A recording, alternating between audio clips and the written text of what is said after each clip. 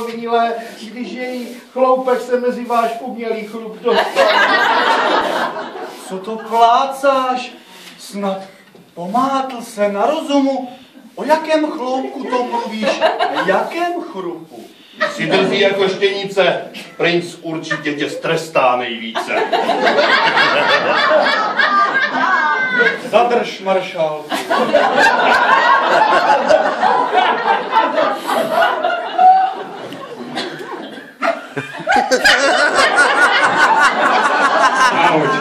Zadrž, maršálku. On drží, milý pane. Co to? Řekněte, co se vám zamane.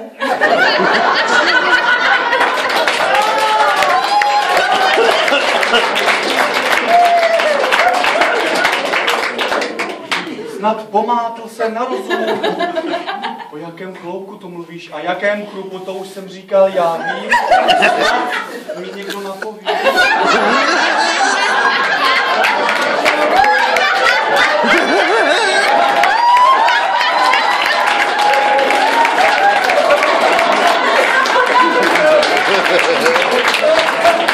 Je to strašně chytričko, asi si zbalím své nádobičko.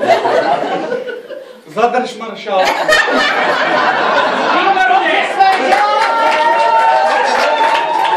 Znám dobře naše žaláře.